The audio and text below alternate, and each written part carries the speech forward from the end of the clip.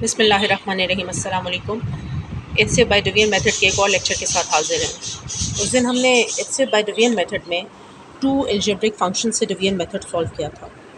आज हमारे पास 3 algebraic functions हैं, उनमें से फ़र्स्ट 2 सेलेक्ट कर लेते हैं। लेकिन सिलेक्शन करते हुए कौन डिविडेंड है कौन डिवाइज़र है उसे मैंने आपको डिटेल से बताया था कि हमारी फ़र्स्ट 2 टर्म्स, पहली तो बात यह है कि इनको डिसेंडिंग ऑर्डर में होना चाहिए जो ये ऑलरेडी हैं।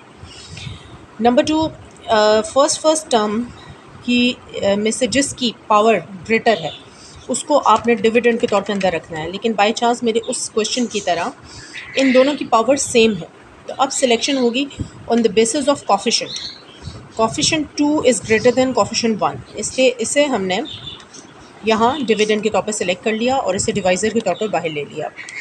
एज़ यूजुअल हमने टारगेट रखना है डिवाइज़र की फ़र्स्ट टर्म और डिविडेंड की फ़र्स्ट टर्म का, कि डिवाइज़र की फ़र्स्ट टर्म को किसी ऐसे नंबर से मल्टीप्लाई किया जाए कि डिविडेंड की फ़र्स्ट टर्म अचीव की जा सके। तो बाकियों के बारे में मैंने उस दिन भी बोला था, हमने नहीं सोचना, वो खुद ही मल्टीप्लाई करके आंसर्स आ जाते हैं। तो हमने यहाँ पर अपना डिवाइज़र लिखा जी।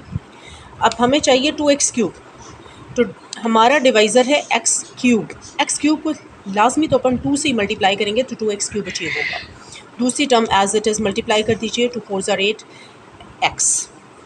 हमने यहाँ नोट डाउन किया, ये कैंसिल हो गई साइन चेंज करके। उस दिन भी बात हुई थी कि हम में से हर एक जानता है कि डिवीजन मेथड में सब्ट्रैक्शन होती है। साइन चेंज किया और कटिंग हो गई, और दूसरा आंसर हमारा -8x आया, 2 4 ज़ा 8 करके।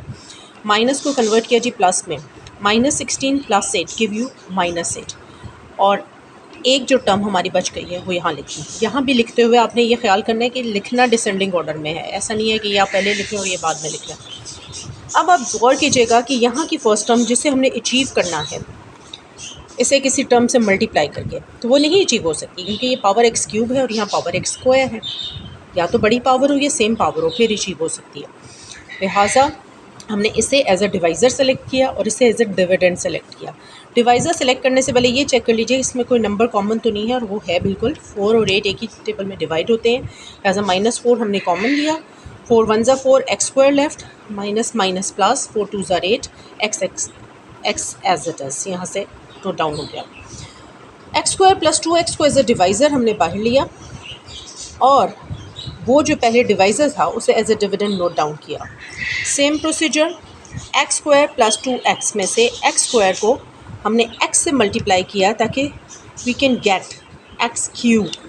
x से मल्टीप्लाई करके वी गेट x क्यूब, और यही x जब 2x से मल्टीप्लाई हुआ तो 2x स्क्वायर, वो हमने यहाँ नोट डाउन किया क्योंकि लाइक टर्म ऊपर नहीं थी। जब हमने यहाँ इसे आंसर में लिखना है तो पहले भी बताया कि डिसेंडिंग ऑर्डर का ख्याल रखते हुए इस नंबर का साइन चेंज होगा, क्योंकि ये 0 में से माइनस हो रहा है। -2x square -4x। Now x square will be multiplied by -2 to get this first number -2x square. जब ये कट हो गया तो सेकंड नंबर 2 से मल्टीप्लाई होकर भी -4x ही हमने अचीव कर लिया, यानी कि ये मुकम्मल तौर पर डिवाइड हो चुका है, यहाँ से 0 आ चुका है। अब ये आंसर HCF कंसिडर होगा। अब इस HCF के आंसर को आपने अपनी लेफ़्ट ओवर थर्ड टर्म के साथ सॉल्व करना है।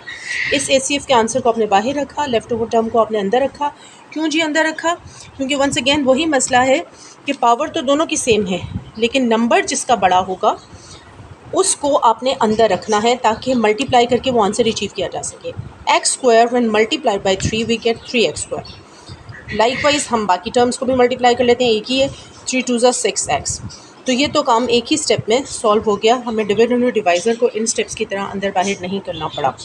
लिहाजा the final HCF by division method is x square plus 2x।